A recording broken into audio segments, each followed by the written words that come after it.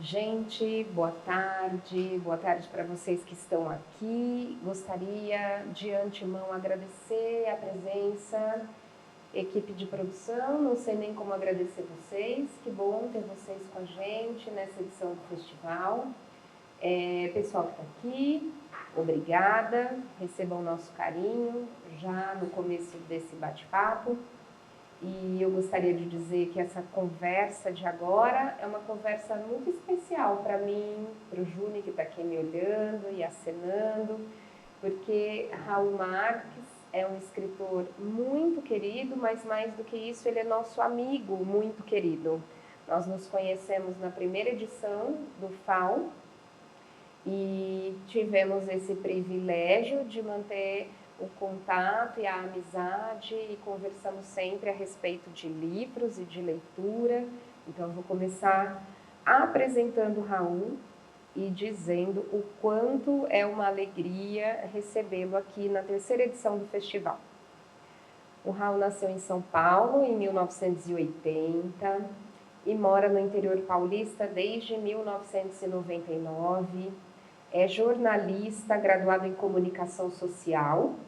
Paralelamente à trajetória como jornalista, iniciou sua carreira literária com a publicação de 2 obras de poesia entre 2006 e 2009. Em 2016, passou a se dedicar exclusivamente aos livros que se concentram em campos como poesia, literatura infantil, área com mais publicações como os livros A Menina que Adora Perguntar, O Menino que Reinventou o Mundo, O Caminho da Escola e A Revolução das Crianças. E biografias, com a publicação de Asa Branca, a biografia, a publicação da biografia do Tiago, não é? Bailarino, e isso mesmo. E o Raul também está estudando, está fazendo uma especialização em literatura infantil e juvenil no Instituto Quindinho. Raul, bem-vindo, muito obrigada pela sua presença aqui essa noite. Boa noite, olá a todos aí que acompanham. Primeiramente quero dizer que é uma honra estar aqui, eu me sinto em casa, me sinto acolhido e sou muito fã do festival, da ideia do festival, de levar palavra, leitura, literatura, tudo aí que envolve o livro, né? Eu acho fantástico e para mim é uma honra estar aqui com vocês hoje. Ai, que bom, a alegria e a honra são nossas. Bom, o meu convite ao Raul, para que ele estivesse aqui hoje conosco, ele partiu do meu interesse pela sua escrita, sim, mas eu compreendo que a escrita parte das vivências, da perspectiva, da lente pela qual olhamos para o mundo. Então eu vou começar pela biografia do próprio Raul, que é um escritor de biografias. Eu vou começar perguntando e dizendo o seguinte: o Fauzinho, ele é um projeto que se debruça sobre as infâncias em sua diversidade. Pensamos para sua execução na infância cronológica, que acomete as nossas crianças, que inclusive estão aqui, nossos filhos, brincando juntos, e que alegria por isso. Na nossa memória de infância, então na infância daqueles que já não são crianças cronologicamente neste momento, e na projeção futura de infância das crianças que ainda chegarão a este mundo. E eu vou começar pela sua infância. Eu gostaria que você nos contasse um pouco sobre o espaço geográfico que acolheu a sua infância, sobre as brincadeiras, sobre as narrativas que resgatam a sua infância de modo particular.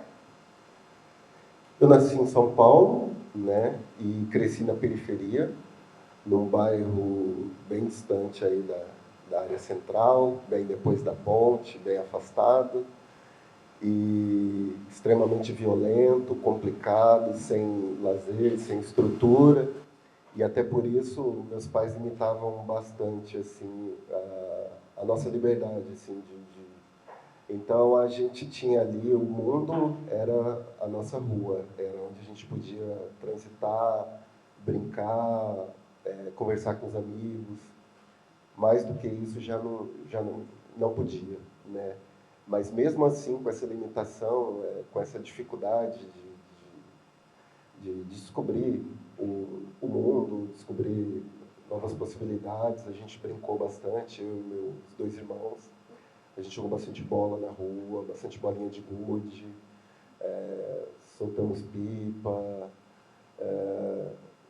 brincadeiras, taco, né, que o pessoal conhece aqui como betia, né? Então, era o que tinha, assim. E, às vezes, assim, temporadas, assim, de crimes, assim, próximos, tal, a rua também era tirada, então a gente tinha que brincar e inventar mundos ali dentro de casa. A sorte é que tinha um bom quintal, que dava para a gente brincar ali, jogar bola, a gente construiu umas traves e fez as redes. E quando meus pais não estavam em casa, a gente jogava bola dentro de casa, virava sofá, enfim. Foi assim que a gente cresceu e que foi possível desenvolver aí essa infância. Claro que à medida que a gente foi crescendo, ganhando idade, assim, aumentou a confiança e a gente começou a transitar um pouco mais ali pelo bairro, né? Mas também não abriu muitas possibilidades, porque só tinha quadra de esporte, não tinha nenhum equipamento de lazer, não tinha nenhuma praça, né? Então, houve essa limitação. Então, a gente se apoiava bastante e tentava estar junto a maior parte do tempo, né? Para aproveitar. E hoje a gente olha para trás e a gente não lamenta, não. A gente comemora por ter a oportunidade da companhia um do outro, né? E de ter ultrapassado aí esse período extremamente difícil e com vínculos muito fortes. Eu acho que isso é o mais importante aí. Não está aqui no nosso roteiro, mas é uma coisa muito legal que você falou, dessa relação com esse ambiente. Então, quando a rua era possível, a rua e a exploração do que tinha na rua. Quando a rua não era possível, o quintal e a transformação do ambiente do quintal. Nós vamos receber na quarta, amanhã, a Gabriela Romeu, e ela tem um estudo muito interessante das infâncias e da relação da infância com o chão como esse elemento de investigação, esse elemento de descoberta, essa questão da criança que se agacha. E numa entrevista que ela deu para o Arlen, ele fez a pergunta a respeito das telas, né, que hoje acabam meio que deixando as crianças anestesiadas e elas vão deixando de explorar esses campos e o quanto esses campos são criativos. E daí a gente está aqui conversando porque você é uma pessoa que produz escrita literária e que teve essa experiência. E daí é muito legal pensar que isso aconteceu na sua infância, apesar das adversidades. É verdade. E quando a gente não tinha, claro, não tinha telas, não tinha essas possibilidades aí todas, a gente inventava. A imaginação era o nosso principal brinquedo, era o nosso principal meio ali de se divertir. Eu me lembro, assim, de criar brinquedos, sabe? A gente não tinha muitos brinquedos e tal. Não tinha a tradição de comprar brinquedos, comprava uma vez, meu pai era metalúrgico.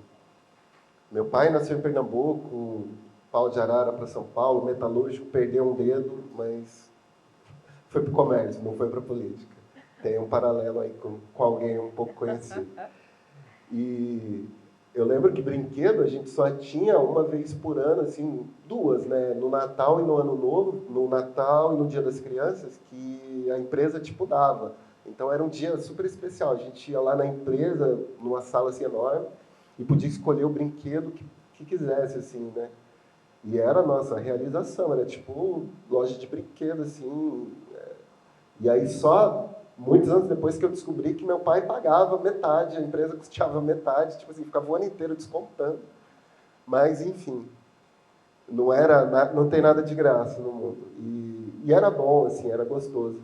E por não ter muitos brinquedos, muitas possibilidades, a gente mesmo inventava com o que a gente tinha à mão, fazia carrinho com caixa de sabão, sabe? Pegava tampinhas e tal. Então tinha esse lance da imaginação, assim, até pela dificuldade, né, de não ter.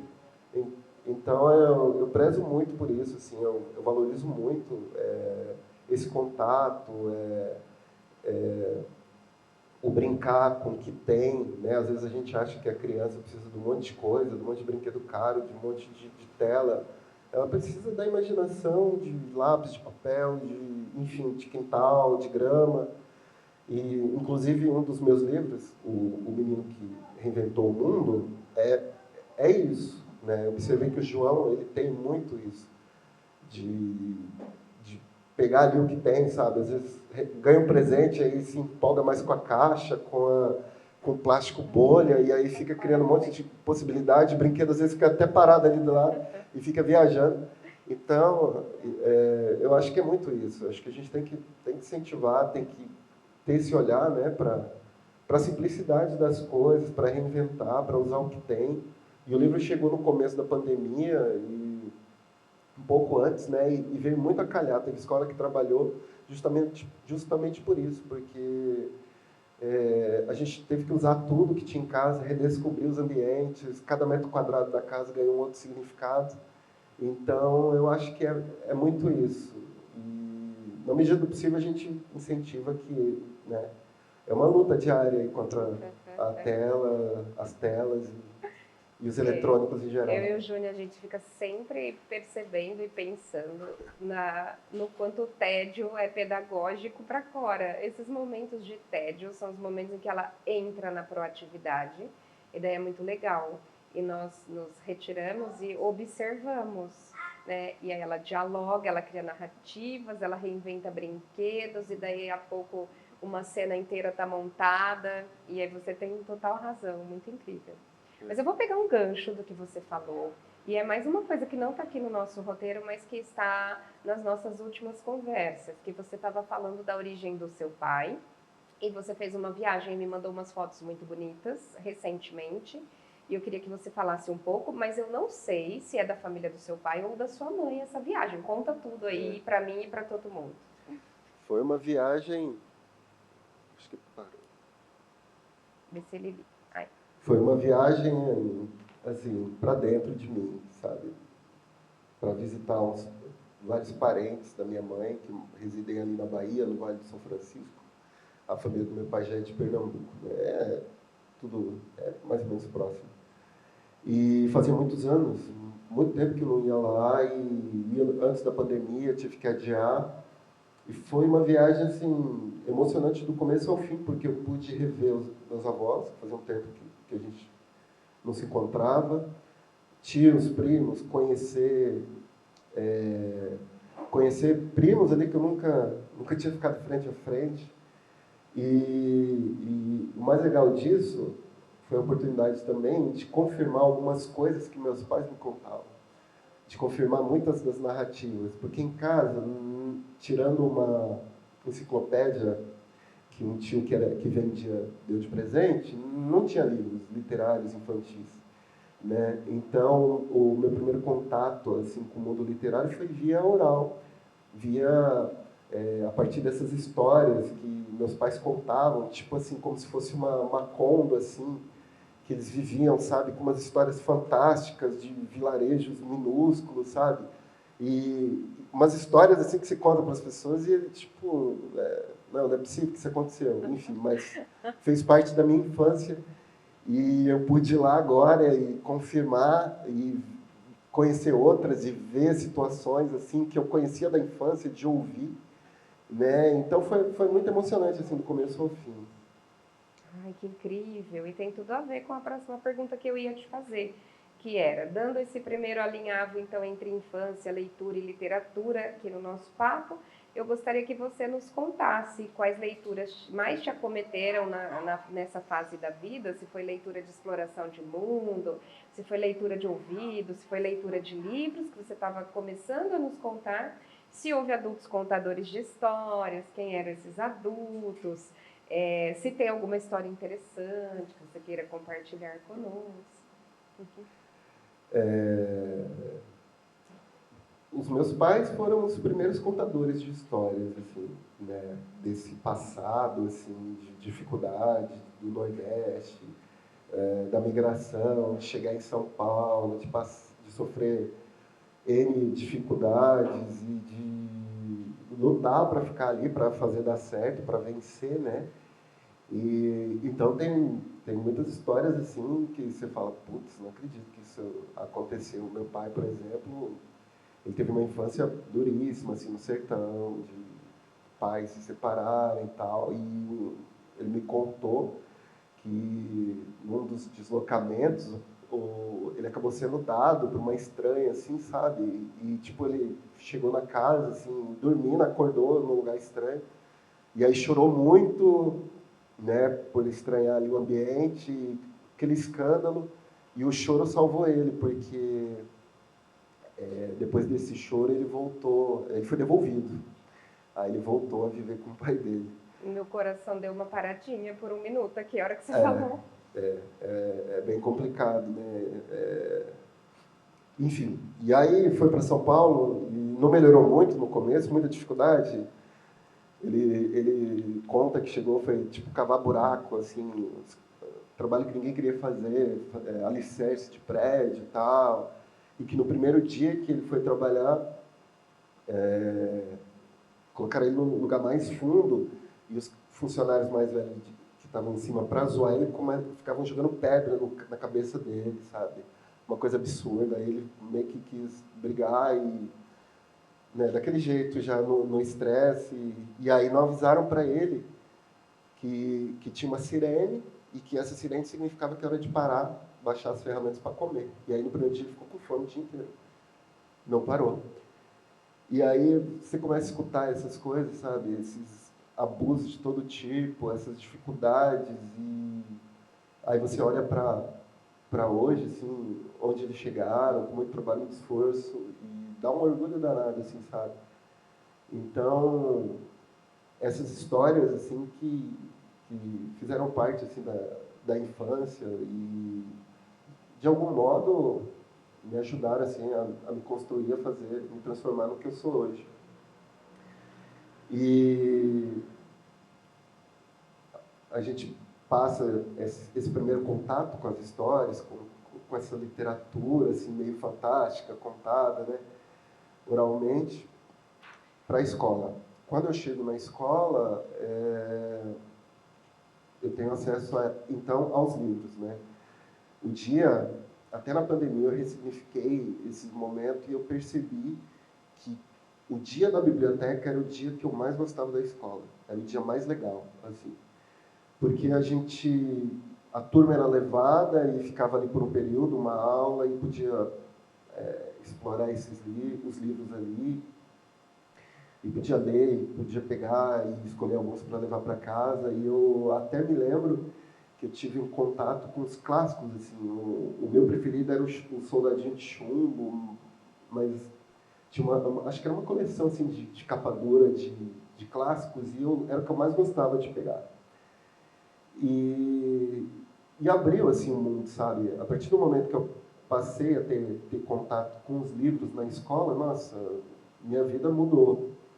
E aí eu até comecei a gostar de ler, assim, e passei para o tempo depois ali, até por conta da realidade, para o jornal, né? E na época, sim, tinham notícias populares e tinha um retrato ali da violência, e tinha muita mentira também, acho que fake news no jornalismo começou ali. Se não começou, ganhou muita força, porque tinha histórias assim que eles publicavam sem base nenhuma. Porque o sensacionalismo, ele provoca essa nossa reação instantânea de querer saber, e daí vende, né? Eu acho que tem essa... Vende, e também causava sensações, assim, trabalhava muito o medo e o pavor ali. Eu lembro quando eu li a matéria que em São Paulo tinha uma Kombi cheia de palhaço que ficava circulando na capital. Gente, ontem na conversa com o Sacolinha, ele trouxe a questão, essa questão da Kombi dos palhaços. Fala pra gente.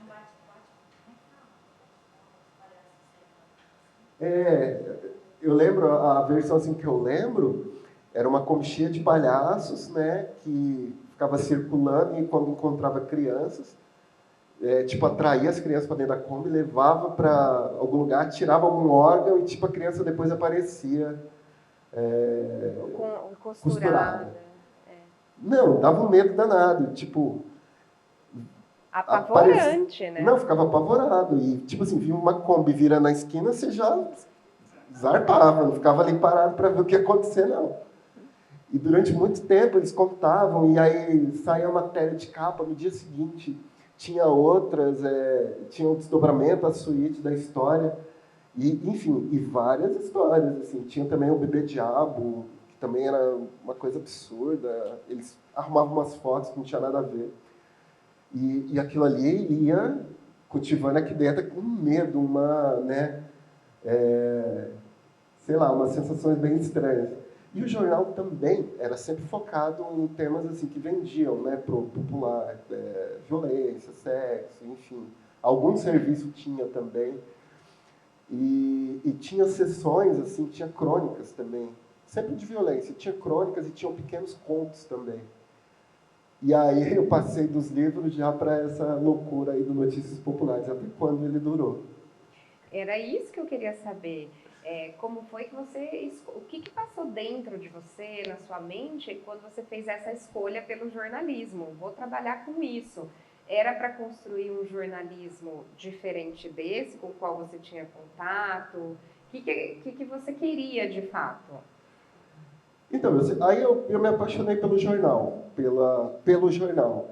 E meu pai, depois que ele deixou de ser metalúrgico, ele abriu uma venda, né, no bairro e eu passei a trabalhar também, um adolescente pequenino ali, comecei já a ajudar, meus irmãos também. E como era um bairro muito violento, na época, o nome do bairro é Parque Nova Santo Amaro. Ele é vizinho do Jardim Ângelo. Na época, o Jardim Ângelo era o bairro mais violento do mundo. Né? Era absurdo, assim, tinha muito homicídio, muito tráfico, muito problema. Hoje o bairro melhorou muito, cresceu, assim, a estrutura, uma rede de apoio. E o assunto do bairro predominante era a crônica policial. E eu, por estar ali na venda, era, né, você ficava conversando com todo mundo, pegando detalhes das histórias, repassando.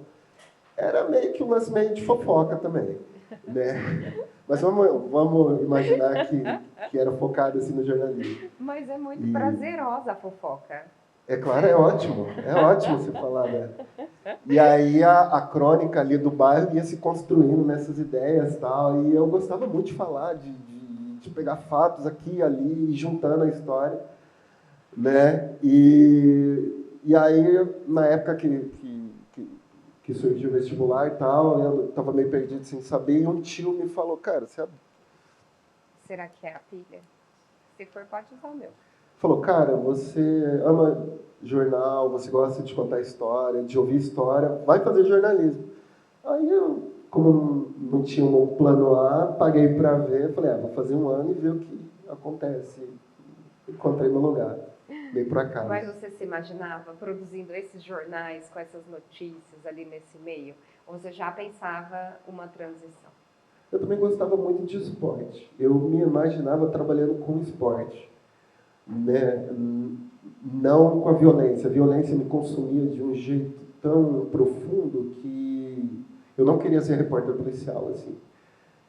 Eu não contei, mas à venda a gente ficava muito exposto ao olhar do bandido. Ele sabe, onde tem moeda tem o olho de alguém ali.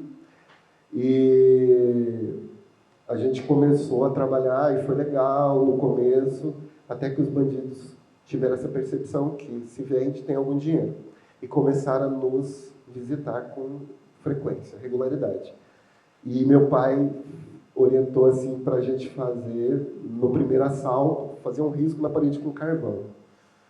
Cada assalto. E aí foi acontecendo. No 37 a gente parou, porque a gente mudou aqui para o interior de São Paulo. A gente foi assaltado 37 vezes.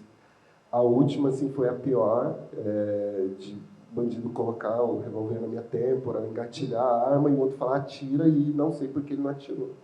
Ainda bem que não atirou, agora eu estou aqui para contar a história.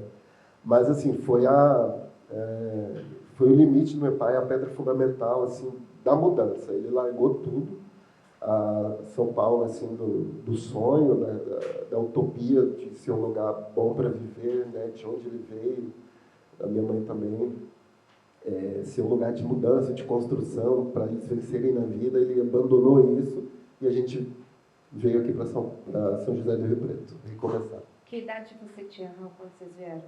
Eu tinha 19. Então, o curso de jornalismo ele vai acontecer aqui? Foi aqui. Em São José do Rio Preto. Legal. E isso de que você pensava no esporte, eu não sabia, não. Legal. Então, a gente... Aí na faculdade abriram outras possibilidades e tal.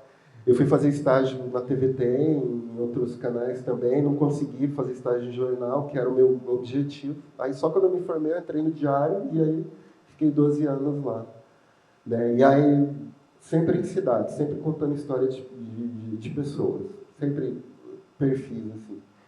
E por alguns momentos eu tive a alegria de realizar aí, né, esse sonho, né, de trabalhar ali com esporte e tal. Foi legal, bacana, mas não tá bom, não é o que eu quero para sempre. Assim.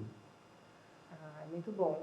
E você tem momentos como jornalista que são, eu imagino, para você, porque quando você me contou, por exemplo, da sua viagem para a cobertura do que estava acontecendo no Haiti, eu não esqueci mais. E você só me contou isso que tinha acontecido na sua vida, então eu imagino para você como jornalista. E aí eu vou te pedir, então, para você fazer uma retomada e falar desse projeto, por exemplo, que deve ter sido uma experiência muito marcante, e de como é que você decide que vai deixar isso e vai assumir a escrita literária como esse seu novo lugar em que você se assenta.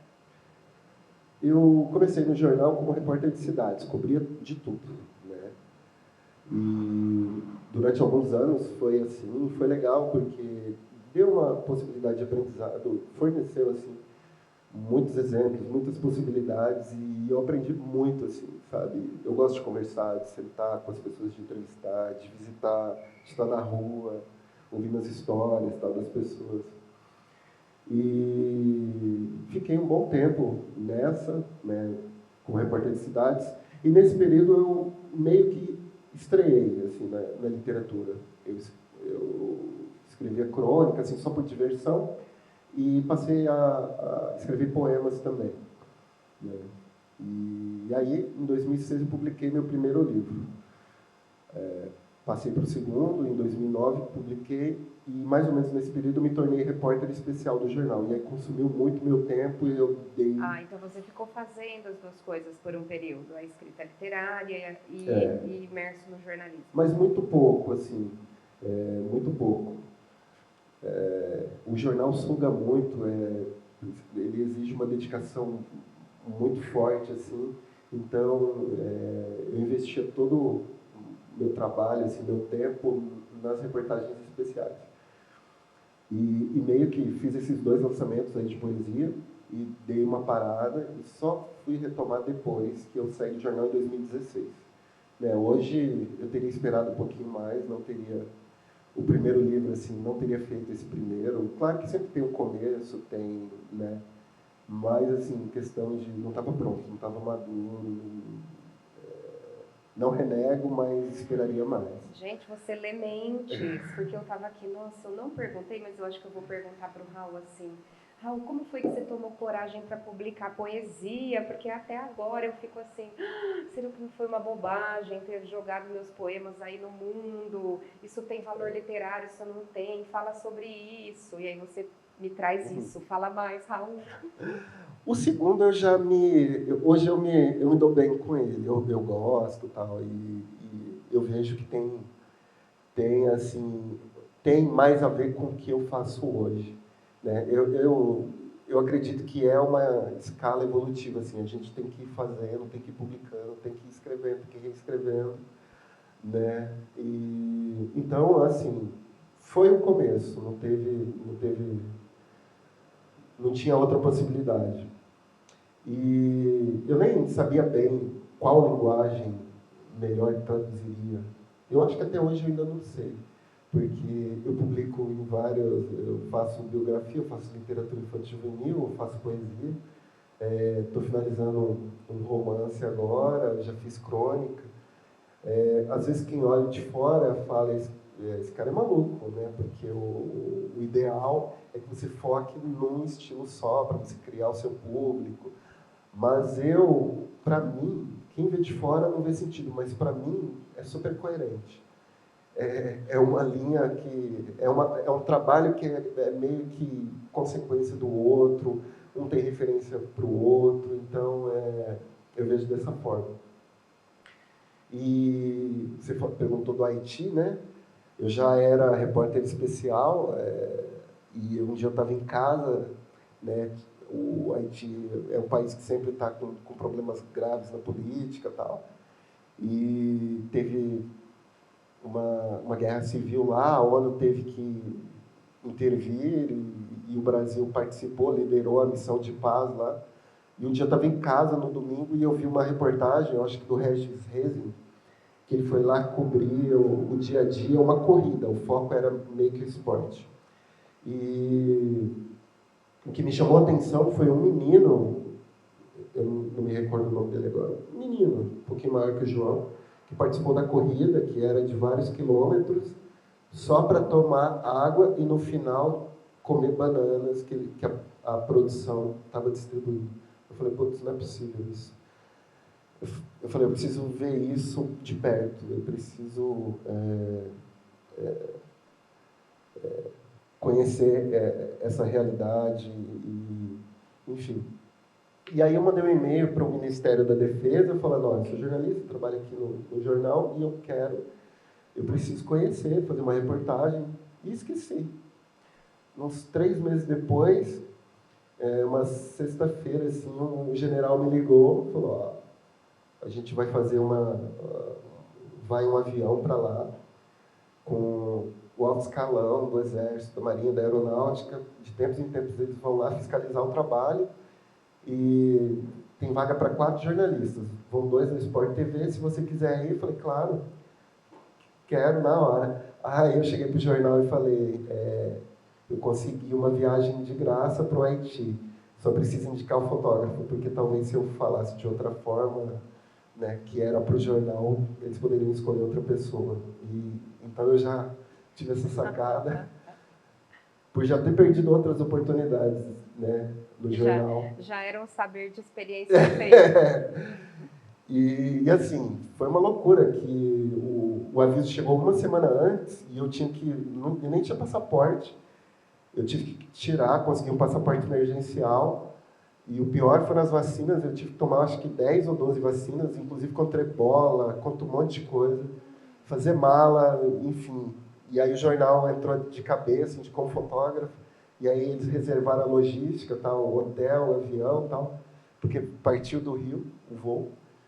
E foi uma loucura, né? Foi uma experiência, assim, a gente ficou uma semana lá, fiquei hospedado na base lá numa das bases do Brasil. E recebi uma série de orientações no começo, não toca em ninguém, não bebe nada, não come nada, não faz nada, porque tinha um monte de vírus circulando, um monte de doença. E eu cheguei lá, conversando lá com o líder do Brasil lá, ele já tinha um cronograma do que eu ia ver. Eu falei, mas eu tenho um que eu fiz lá, pesquisando, né? Eu quero conhecer. Será que é sua pilha? Troca comigo. Aí. Eu quero conhecer isso e isso. Enfim, e aí eles toparam e a gente todo dia saía às 7 da manhã, voltava para almoçar e depois saía de novo. E a gente circulava na cidade, numas favelas assim, super perigosas e via uma realidade assim, gente procurando comida no lixo, junto com porcos enormes, tomando água de esgoto, tomando banho na rua, as crianças todas peladas, numa situação assim, de vulnerabilidade. Eu acompanhei uma das cenas assim, que mais me chocaram. O exército ele fazia uma distribuição de água, porque não tinha água, não tinha luz, 90% das casas não tem água, não tem luz, não tem banheiro, não tem nada. E aí eles faziam colocava um copinho de água mineral, uma pedrinha de gelo, e as pessoas faziam filas quilométricas para ter acesso àquela água. E quando era distribuição de cesta básica, que vinha aqui do Brasil, por meio de doações, um soldado, pelo menos, acompanhava as mulheres, que são as mantenedoras do lar. Os homens não trabalham, muito pouco, ficam na rua o dia inteiro sem fazer nada. E a comida era entregue para as mulheres, e elas eram escoltadas até em casa por conta do risco de serem assassinadas no caminho para alguém para roubar comida, uma cesta básica.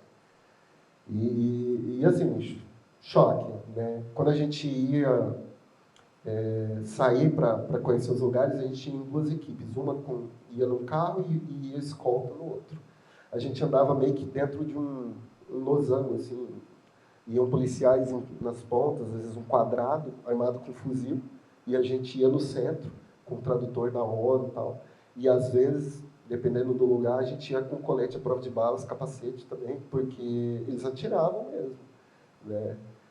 E foi assim, falei, nossa, a gente, de certa forma, o Brasil tem muito problema, tem muita dificuldade, mas não se compara a isso, né?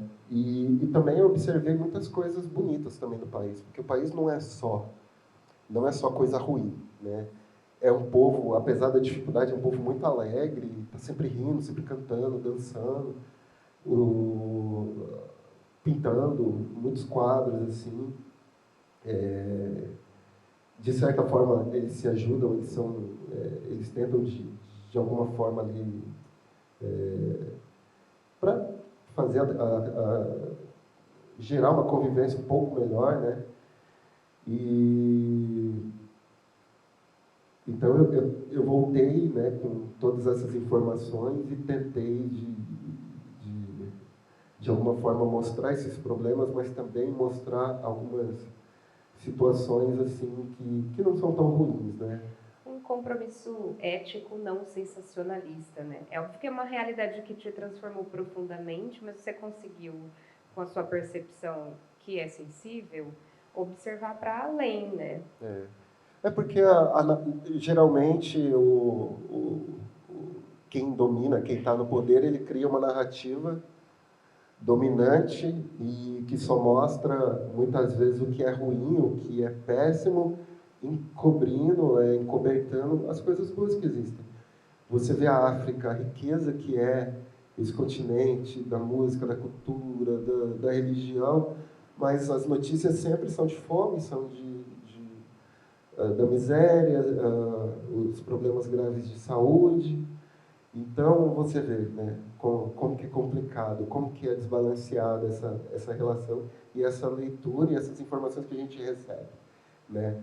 O Haiti mesmo é a primeira nação negra do mundo que fez uma revolução dos escravos contra os governantes, né? Até inspirou a Bahia, enfim, né? Eles têm uma história grande também, apesar de todas essas dificuldades. Mas que no final acaba sendo inviabilizado, né? Fica invisível e só quem viveu ali, quem conhece, que vai buscar e trazer essas informações aí. Muito bom. E temos conversado muito no Falzinha a respeito disso, assim, do quanto é importante esse nosso trabalho de tentar abalar um pouco a estrutura dessa hegemonia de poder, né? Para tentar um mundo mais democrático, dialógico de fato. Sim, sim, é fundamental. Eu até estava lendo um dia desse um texto de uma escritora africana, que eu não me recordo o nome agora, sobre isso, sobre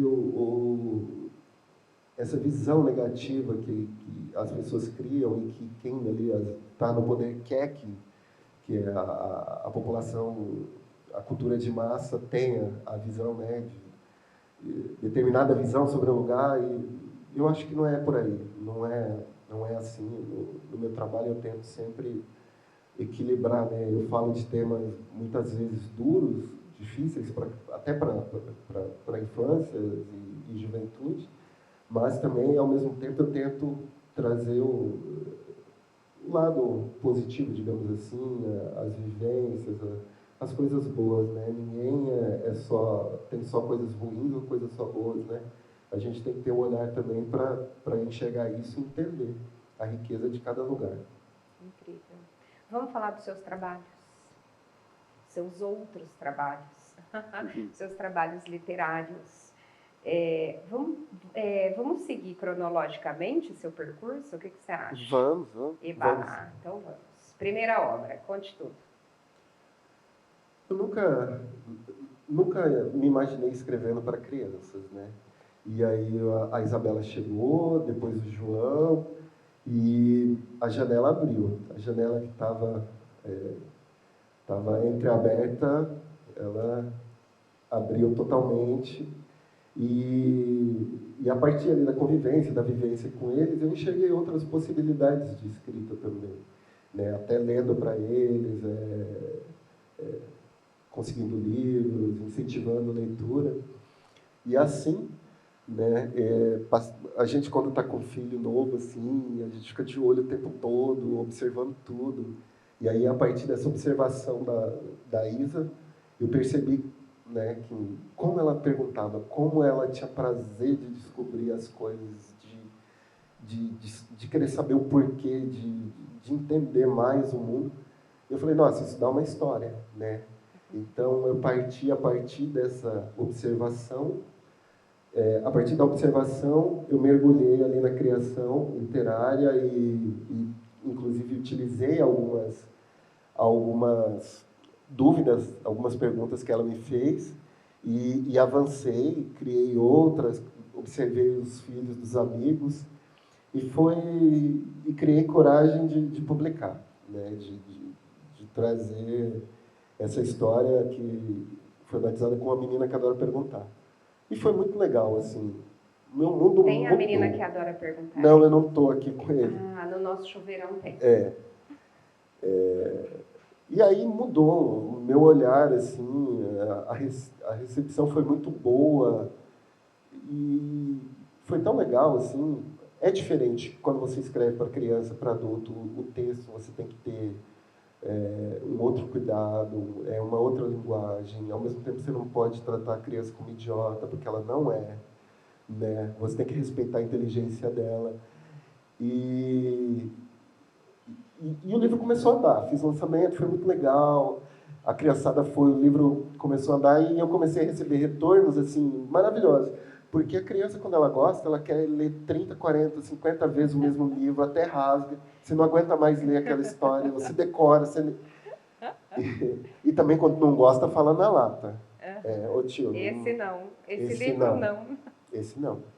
E foi muito legal. Eu falei, nossa, eu quero continuar aqui, né? E o incentivo maior veio dentro de casa, né?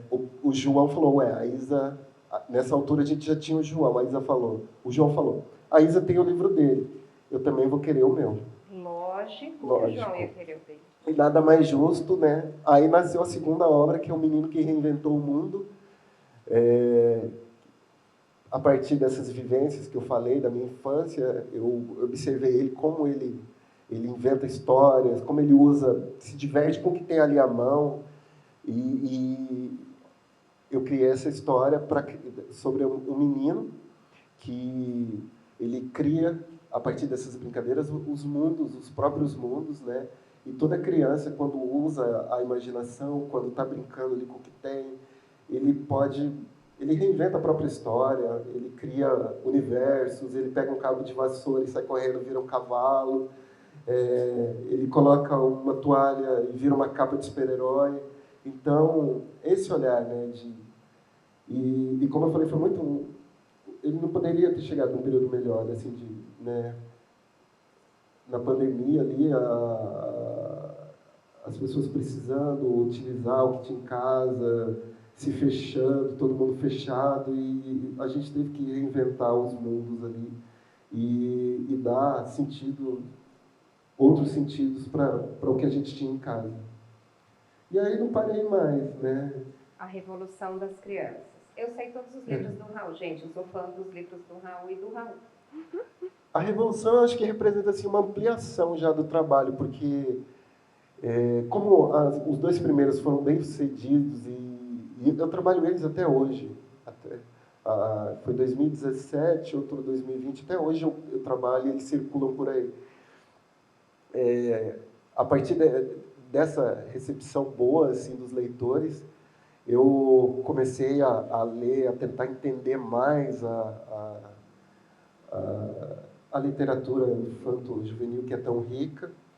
E assim, né, num dia também, eu fico observando muitas coisas que acontecem, e às vezes uma cena de filme, uma situação do dia a dia, uma foto me chama a atenção e eu fico pensando naquilo e acende uma centelha que mais tarde eu vou ter que colocar no mundo de alguma forma, com alguma história.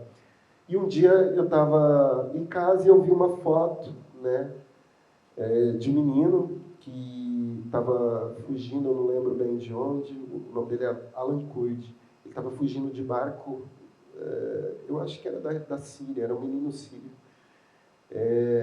pelo mar, e o barco virou e morreram várias pessoas, inclusive o menino. E o menininho, eles fizeram uma foto dele sendo morto na praia. Um menininho de camiseta vermelha. Numa praia da Turquia, e tem um policial pegando ele. Aquilo ali me deixou, até hoje eu não gosto nem de ver essa foto, que me dá um negócio ruim, assim.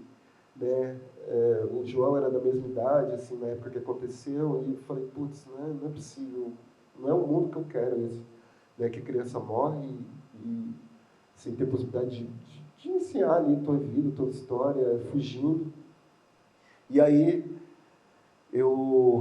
a partir dessa observação, nasceu a Revolução das Crianças, que aí eu não trabalho. A literatura é muito assim, você vê alguma coisa que te provoca, que te incomoda, que você precisa falar. Aí, às vezes, eu fico um tempão pensando naquilo até encontrar um jeito de falar. E, geralmente, é totalmente diferente do que aconteceu.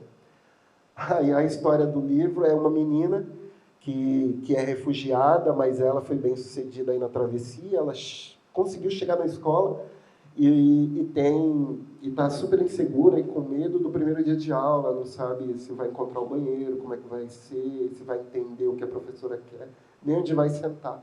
E aí eu desenvolvi um texto onde a professora pede a ajuda de cada aluno ali da turma para facilitar essa adaptação. Então, uma criança fala que vai ensinar o caminho do banheiro, outra que vai dar um copo de água, outra que vai dividir o lanche, outra que vai... Cada uma se responsabiliza pelo acolhimento, é muito fofo, é muito legal. Pelo acolhimento. E eu quis trabalhar também a questão de coisas que não custam. Às vezes, quando a gente está chegando num lugar, a gente fica inseguro mesmo. A gente está ali, adaptação, não sabe como vai ser. E se cada pessoa estender a mão, agir com empatia, você não precisa gastar para isso. Quando você está chegando numa empresa ou na escola, enfim, qualquer ambiente novo, se você ajuda quem está chegando com informações simples, às vezes com um abraço, com um copo de água, dividindo o seu lanche, a pessoa vai se sentir melhor, vai se sentir acolhida e vai ser tudo mais fácil. Né? E todo mundo pode estar nessa situação. Né? Ninguém é refugiado porque quer. Né? E também não precisa ser refugiado para estar numa situação dessa. Você pode mudar de bairro, de escola, de cidade. Então, eu quis trabalhar essa ideia. A gente está sempre disponível aí para ajudar. Você não precisa gastar nada. Né? Os gestos são muito importantes e podem facilitar e tornar a vida da pessoa muito mais tranquila, né? Muito mais fácil. E a Revolução das Crianças ganhou uma circulação grande, não foi? Tá. Ele fez parte de um projeto no Paraná agora, recentemente, chamado Pega Aí, que é um projeto que tem prateleiras que as pessoas podem emprestar. E se emprestar e não quiser devolver, também não tem problema. Né? É bem legal. Viu? Como o Sacolinha fala, não precisa promover um desvio, uma irrigação para outro lugar. Eles não incentivam, mas também não reprimem. Né? Se a pessoa gostou muito do livro, pode ficar, depois se ela tem alguns para disponibilizar, ela pode levar lá, fazer essa transação. Né? E o livro foi publicado lá e o Instituto tem uma parceria e eles fazem umas tiragens. Então, agora em janeiro, 5.000 livros da Revolução das Crianças estão circulando nessas 15 cidades, metade nas prateleiras e metade num projeto chamado Alimentando Mentes, que eles dão cestas básicas para as pessoas que estão numa situação de vulnerabilidade, que tem fome, né, e não pode esperar. E, junto do alimento, eles enviam um livro de presente também. Eu acho fantástico isso. Incrível. Muito legal. Bom, incrível. E aí a pessoa não precisa devolver. Eu acho que precisa muito incentivar a leitura, sabe? E a gente é um país que tem possibilidade de aumentar, tem poucos leitores, e tem leitores que não têm livro. Então, é fundamental que existam projetos, tá? Eu, inclusive, tenho um também, né, que meu foco é mais com as escolas. Tem escolas que não têm biblioteca, a gente consegue doações e dar um pontapé inicial ali. Né? Eu acho que é fundamental a gente cada vez mais facilitar o acesso, distribuir livros, né? Muito também, além da falta de incentivo também, tem questão de preço. O salário mínimo no Brasil é super defasado, a pessoa ganha R$ 1.300 por mês, como que ele vai pagar R$ 50 no livro? Né? Vai faltar para outra coisa, vai faltar para o alimento, vai faltar para o gás, né? Então ela não vai comprar. Né? Mesmo que seja o valor justo, enfim, que seja o valor certo do livro, ela não tem condição. Né? Então a gente tem que pensar nisso também. Com toda certeza. Nós vamos chegar no caminho da escola, é o próximo livro de que eu te perguntarei, mas vamos pegar o seu projeto, pessoas interessadas em contribuir com seus projetos de democratização de acesso ao livro. Elas simplesmente te acompanham nas suas redes e ficam sabendo. Conta um pouquinho mais. Começou durante a pandemia, né? Vou falar como que começou. Eu ressignifiquei aquela fase de visitar a biblioteca, e tem muitas escolas que não têm, né? Não tem biblioteca. Aliás, não tem nem o espaço. Eles constroem a escola e não prevê o espaço para a biblioteca. É um absurdo. E muitas vezes, quando tem, falta espaço, eles são obrigados a remanejar. E aí eu comecei a pedir para as pessoas que me seguem nas redes e tal, para doarem aquele livro que está parado em casa. A pessoa já leu, né, já teve aquela experiência, só que o livro está lá parado. E como tem muita gente querendo ler, nada mais justo do que fazer esse livro circular.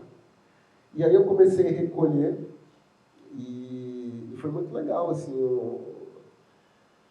as pessoas começaram a trazer, né, a ideia foi incentivar o desapego. Desapegue daquele livro que está lá na prateleira e pode mudar a vida de outra pessoa. Então vamos doar, vamos, né, fazer chegar até quem precisa. E foi muito legal. A primeira campanha foi lá para a Bahia, lá para onde meus parentes moram, porque lá tem uma escola, mas não tinha biblioteca e nem livraria. Eu falei, não, está errado, isso precisa. Né? E conseguimos, né?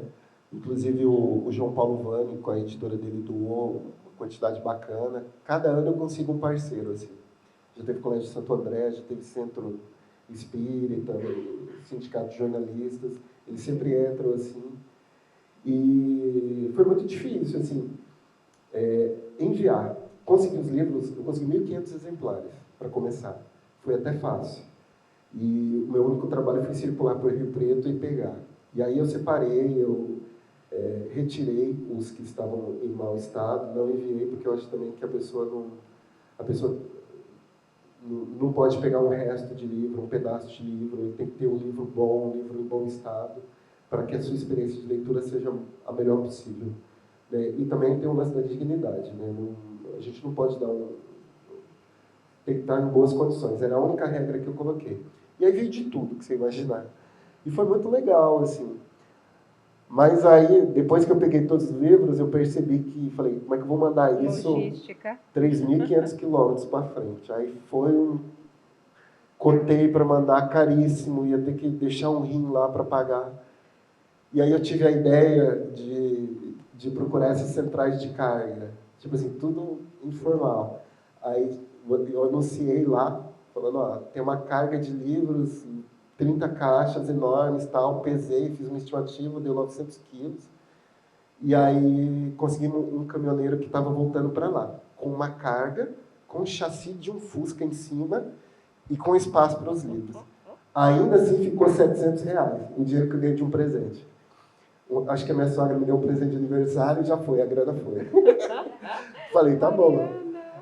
Até porque não podia deixar aqueles livros em casa, já estava uma situação incômoda, né? Não tinha mais espaço para pôr. Era livro para todo lado, no banheiro, na cozinha, tudo que você imaginar de espaço foi usado. E aí chegou o grande dia de carregar, o caminhoneiro quando viu aquilo, entrou em desespero, falou que não ia levar. Eu tive que carregar em cima do caminhão, um caminhão altíssimo, jogar as caixas, 900 quilos para cima.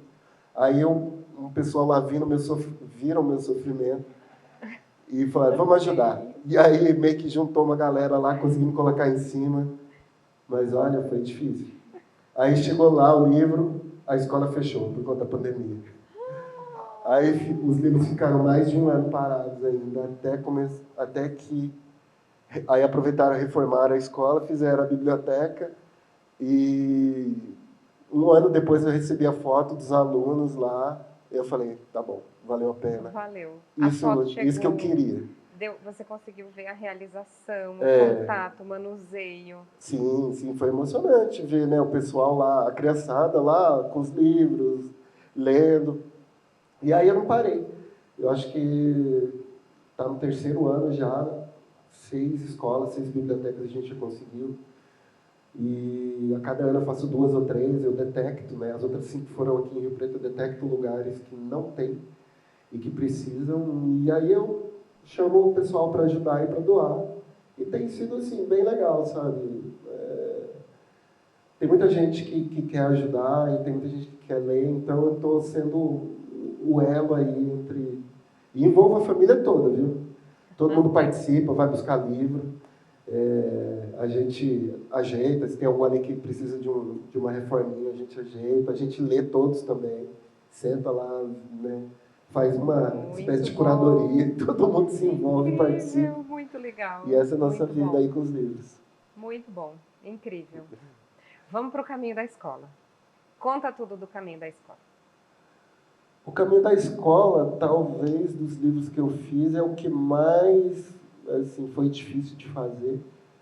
Foi o mais emocional e o mais que tem coisa minha, assim. Mas, assim, tem coisa minha que eu sei que é minha, mas não estão ali claramente, né? Porque tem a inspiração ali, você parte do real e aí você começa a criar. Mas, assim, o caminho da escola seria meio que uma continuação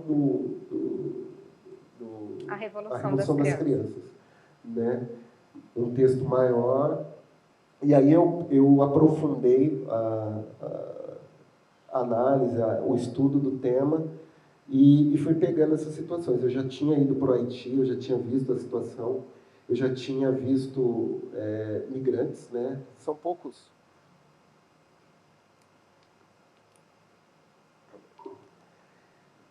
Depois que eu visitei o Haiti, eu encontrei vários haitianos aqui na cidade. Aí me deu um estalo, assim. Né? E a maioria não é refugiada, eles são migrantes, eles estão vindo de lá para cá para trabalhar, buscar uma vida melhor. E aí eu lembrei também dessa mudança de São Paulo para cá, da minha família. A origem é a mesma, né, do refugiado. Só que o refugiado, ele sai do seu país e vai para um outro viver por conta de vários problemas, de violência, de perseguição, de religião, de dificuldades, de guerras. Né? E a Acnur, que é a agência da ONU para os refugiados, ele também tem uma classificação para quem se desloca dentro do próprio país. São os deslocados internos. E que eu imagino que a minha família seja. Porque a gente foi obrigado, por conta da sobrevivência, a sair de lá e fugir aqui para o interior. Né? Então, quando não atravessa a fronteira, você é deslocado interno. Né? E aqui no Brasil a gente tem muitas situações assim, inclusive por conta das escolhas sexuais. muitas condições adversas, geográficas, sociais, muitas. Histórias subjetivas, questões identitárias. As pessoas são obrigadas a sair de um lugar por conta da sobrevivência, até, né, pela vulnerabilidade, por enxergar ali que a morte vai chegar mais cedo ali, ele vai ter dificuldade, vai ter problema. Então eu juntei tudo isso e falei, cara, isso aqui eu vou ter que escrever uma história sobre isso. E aí eu juntei todas essas situações e imaginei como seria a travessia de uma menina pelo deserto com a sua família. A família, no caso, é o pai e a mãe e o irmão mais velho. E a mãe, no começo eu falo que a mãe tá a mãe já está ausente. Já, né? ela foi levada. O leitor já pressupõe ali. Eu deixo em aberto, né? Eu não sou claro de propósito, que eu falo que a mãe foi levada porque tem muitos países que eles escravizam as mulheres. Mas esse seu recurso é incrível, porque a gente fica na cabeça da Sara, que não tem isso claro. Tem a ausência da mãe, mas não tem essa clareza do que se passou. Não tem. E ela vai convivendo nessa travessia super difícil com essas memórias da mãe, vai lembrando das situações do dia a dia com a mãe, né? Eu quis de propósito não falar o que aconteceu com a mãe, para que cada um imagine o que pode ter acontecido. E eu também não nomeei o lugar, porque como acontece em vários lugares, tá, é um problema recorrente, mas a inspiração assim foram os sírios, né? Então tem essas referências. E a mãe está quase como um holograma, né? Ela vai e vem nessa coisa meio de transparência, você sabe da ausência, mas ela está ali na memória da Sara o tempo todo. E eu preciso te dizer, quando o Aleph fica, você acabou comigo, tá? Raul, filho da mãe, estou aqui pensando no Fauzen, relendo o caminho da escola e acabada. E muito triste. Foi, assim, talvez a parte mais difícil de escrever, porque não é fácil você falar da morte com um adulto, imagina então com uma criança, né? Então, eu tentei, de alguma forma, ser o mais suave possível, mas ter o tema ali. Foi genial, porque é sutil, é doloridíssimo. Ai, gente, vocês precisam ler O Caminho da Escola. É muito sutil. Nós compreendemos, mas é tão difícil que é mais fácil ficar na cabeça da Sara com uma esperança latente. E é uma travessia muito complicada, cheia de obstáculos, de senões, de perdas, né? E nesse caminho ela vai relembrando de quem ela era. E para tentar suavizar todo esse sofrimento, toda essa dificuldade, eu pensei nela em ter a meninice, assim, de ter a infância. Então, ela leva a boneca, que acaba virando a confidente, ela não larga essa boneca nem um minuto. Então, ao mesmo tempo que ela vai tendo contato com essa dificuldade, com essa realidade super difícil, né, ao mesmo tempo ela não deixa de ser criança, né? E houve também uma inspiração para o pai, assim, no filme A Vida é Bela, que o pai não fala claramente, a gente vai ter que fugir daqui, que a situação está muito difícil, a gente vai mudar para um outro país. Ele usa o sonho dela de ir para a escola para motivar a criança e para, né, claro que ali durante o caminho, né, ela vai entender, ela vai tendo pistas, né? Tô no caminho da escola, mas meu pai está negociando meus materiais escolares. Né? A luta pela sobrevivência é grande e tudo que tem valor acaba ficando e sendo trocado. E quando ela chega nesse outro lugar que ela pensa utopicamente que vai ser o lugar mais belo do mundo, não é. Ela se depara com uma realidade extremamente dura, chocante, que é como o refugiado encontra, o que o refugiado encontra, né? Ele vai para um outro país, uma outra língua, uma outra cultura, outros usos e costumes, a barreira da língua é enorme e ele tem que recomeçar ali de um jeito. Então eu quis falar sobre, trazer um pouco disso também, né? E no final eu acho, né, a minha leitura assim, que eu faço, que ela termina com esperança, porque para mim a escola tem um valor que eu não sei nem medir. Se não fosse a escola, se não fosse a educação, os livros, a literatura, os professores, eu não sei o que seria de mim. Eu respeito demais essa figura, então eu acho que nada melhor do que a gente pensar em recomeço, mesmo que não precise ir para um outro país, a partir da escola, a partir desse ambiente escolar. Eu acho que é o lugar para a gente se transformar e se entender, se descobrir e começar a trilhar aí o caminho aí para a nossa vida. O caminho da escola é lindo, tá no PNLD Literário de 23, é um orgulho imenso. Tem um escritor de Rio Preto e um amigo que já está nessa potência.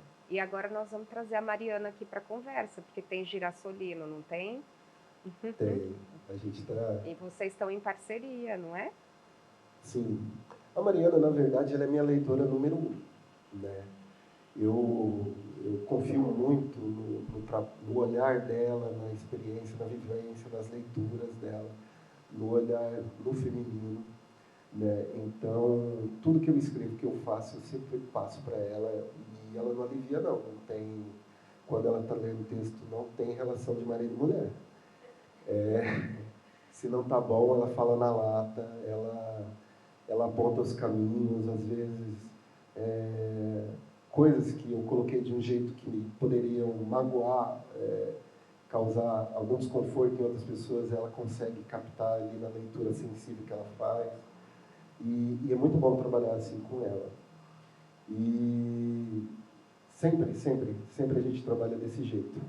E eu escrevi um texto sobre empatia, chamado Girassolino. E eu não conseguia desenvolver. Eu fiz a história, eu reescrevi, eu mudei e não conseguia falar o que eu queria. É um girassol, é o único no jardim que é laranja e ele se sente extremamente mal por isso, né? A ideia é falar que é justamente isso. Cada pessoa, cada ser é de um jeito e aí essa é a beleza. Ninguém é igual a ninguém. E a gente tem que se gostar e se valorizar do jeito que é, sem tentar entrar para o grupo A ou B.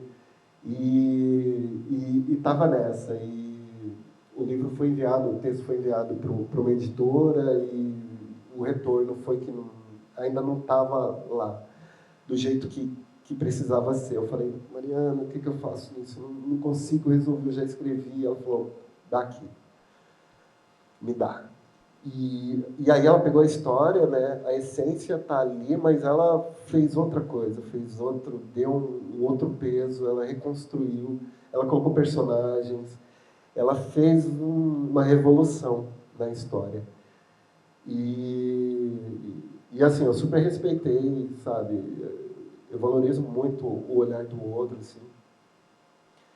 E aí a gente foi trocando ideias, ela foi colocando os parágrafos, foi aumentando, chegou devagarzinho ali e transformou. E a gente ficou satisfeito, mandamos para uma editora. Mas ele tá ligado. Ah, é a pilha. Acho que ele está Se ficar ligado. sem, é beleza? Beleza, Dá? né? Oi? Tudo bem? Vocês ouvem? Ah, então vamos sem. Porque o nosso da captação tá ligado. Ah, então tá Ai, bom. não preocupa não. Então tá bom. E aí a gente mandou para uma editora, menos de um mês depois ele foi aprovado e aí vai ser publicado até o meio do ano. Ah, então vai ter publicação. Vai. Só preocupação Então, então, nessa reconstrução, ela acabou dizendo o que eu queria. Eu acho que ela me conhece mais do que eu mesmo, né? No geral. Maravilhosa. E aí a gente vai assinar junto, que é uma alegria muito grande. Essa parceria, assim, vai ser a primeira publicação. Ela já publicou em coletâneas e tal. mas o livro dela mesmo vai ser o primeiro. E para mim vai ser motivo de alegria imensa, assim, poder estar junto ali com ela. E mais uma mulher incrível, maravilhosa, de Rio Preto, na autoria. Mariana, você me aguarde, hein? Nós vamos bater papo. Muito bom.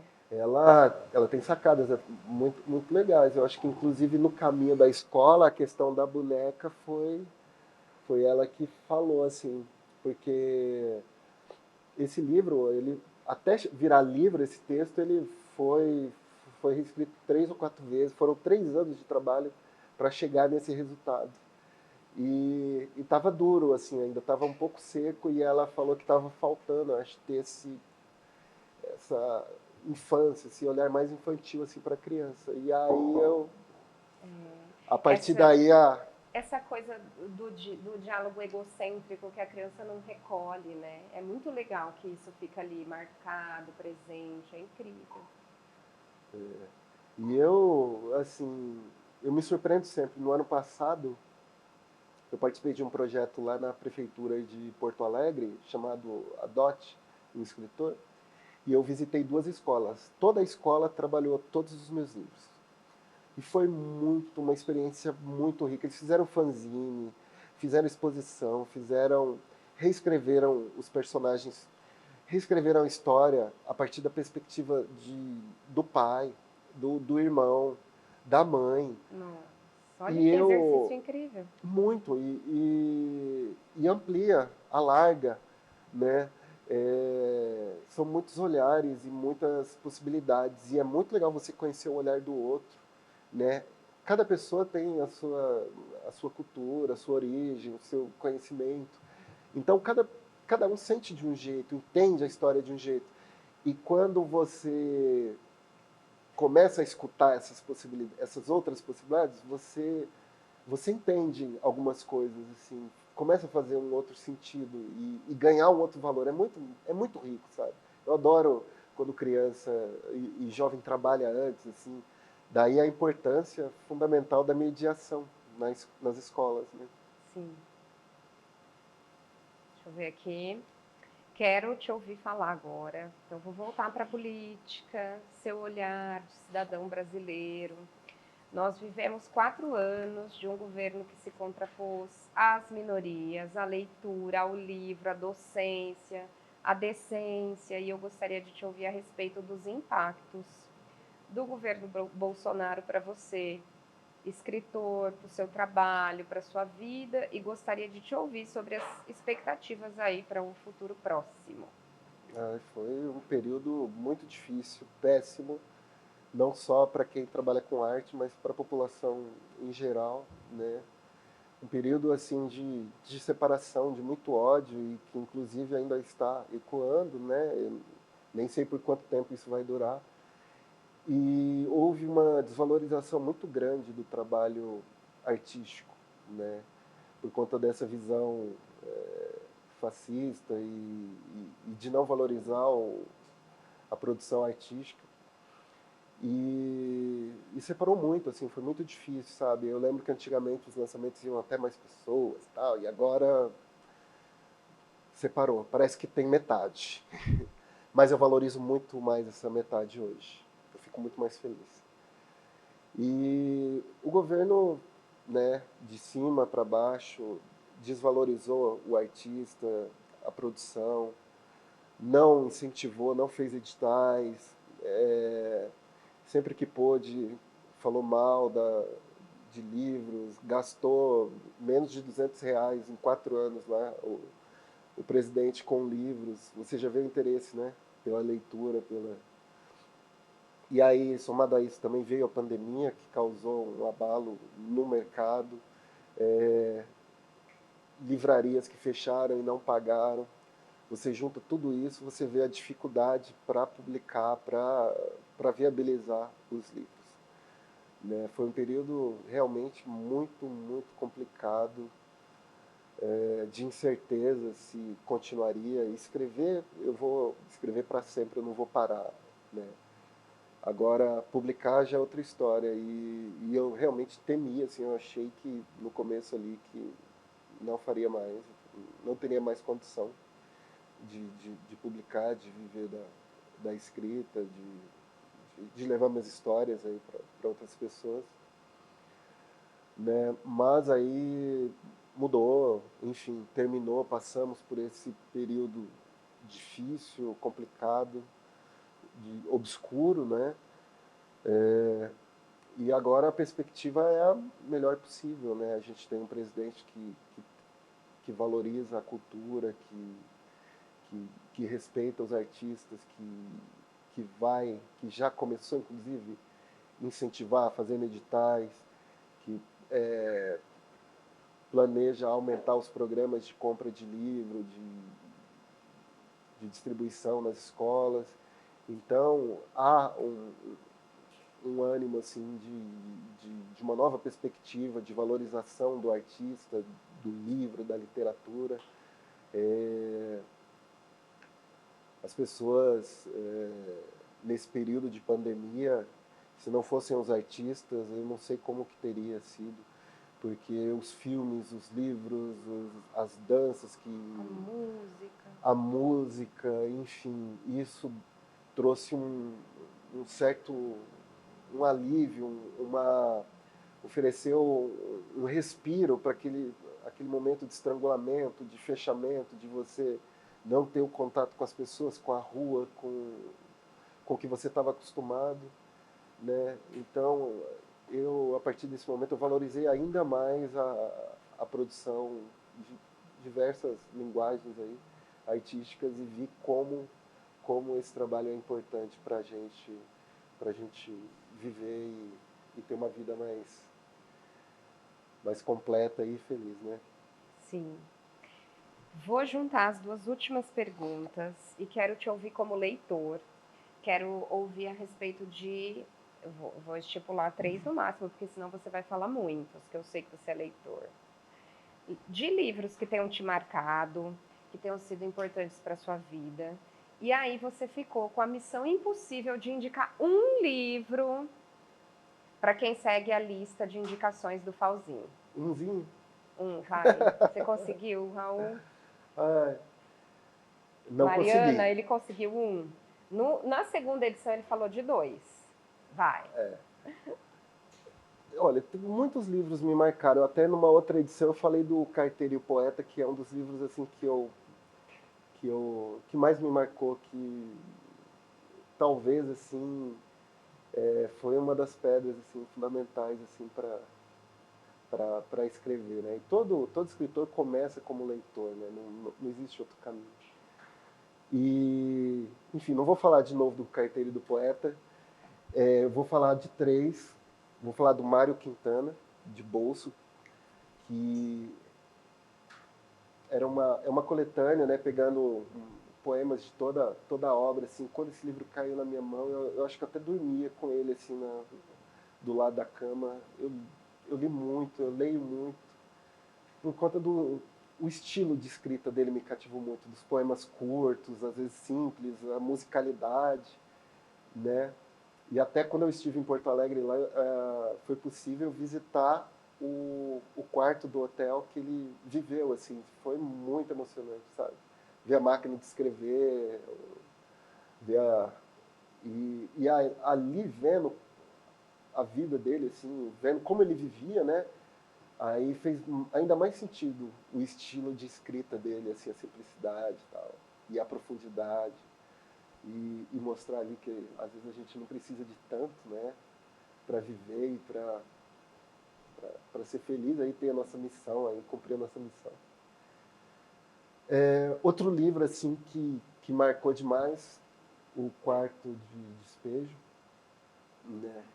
Eu que vim de um lugar assim extremamente carente, não era a favela, mas era carente, e você vê aquele relato, dói ver aquilo, ler aquilo, aquelas dificuldades para comer, né? Você vê que às vezes você tem tanta coisa em casa e reclama que não tem outra, a pessoa às vezes não tem um biscoito, tem uma bolacha ali para comer, não tem nada e tem 3 filhos pequenos para alimentar. E a pessoa é preta, a pessoa mora na favela, a pessoa não tem trabalho, a pessoa cata papelão. Olha o tanto de de situação, de adversidade. de situações, de adversidades que a pessoa... E ainda está numa comunidade ríspida, né? Muito hostil. Hostil. Né? Hostil. E ainda mais com ela, que gostava de ler, de escrever, né? Que não gostava, assim, de... Só aceitava ajuda mesmo quando a fome estava batendo muito forte, né? Então você lê aquele relato e dói, e você fala que não é possível, mas infelizmente em toda a cidade tem gente vivendo nessa situação.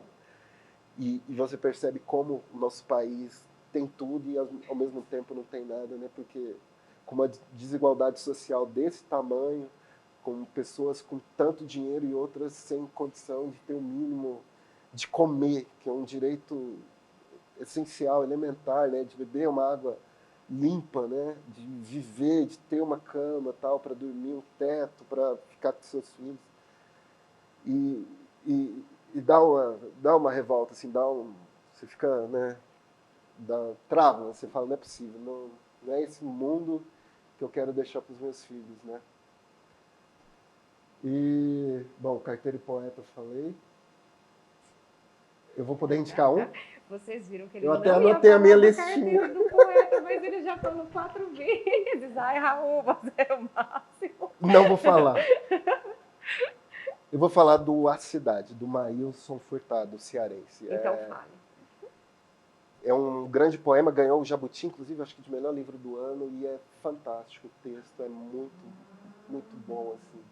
Ele começa a falar da cidade dele e vai relatando os meninos, e você entra naquela cidade dele, você é transportado, você sai de onde você está para aquela realidade, para aquela cidade.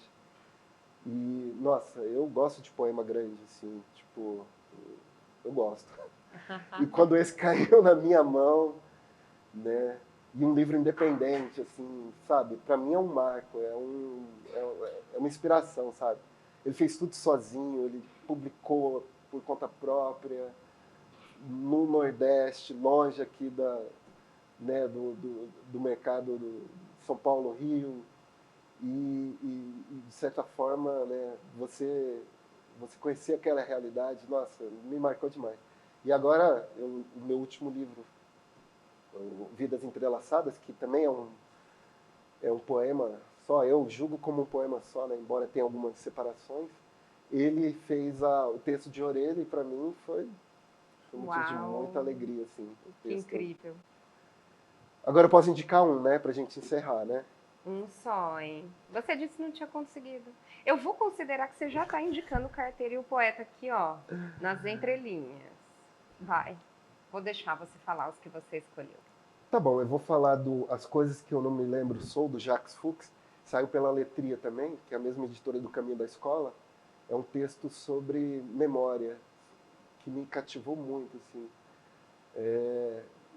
Das memórias, dos acontecimentos, às vezes das coisas que a gente vive, que a gente não percebe, mas que estão dentro da gente, que fazem a gente ser o que é. É muito, muito bonito o texto, assim. É filosófico, vale a pena muito conhecer. Ele já tinha escrito, esse texto era antigo, e agora a Rosana, a editora, ela transformou no livro infanto-juvenil e tem ilustrações maravilhosas também. Vale muito a pena conhecer. E eu vou terminar, então, vamos terminar, a lista é grande, mas vou terminar, indicando um autor aqui da cidade, o Orlandelli, que ele escreveu um livro fantástico. Ele é um dos maiores cartunistas, quadrinistas do Brasil.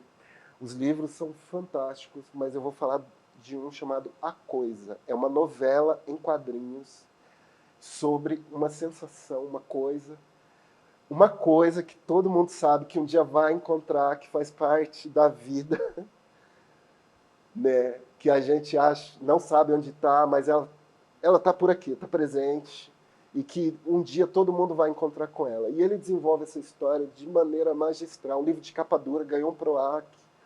Vale muito, muito a pena conhecer A Coisa.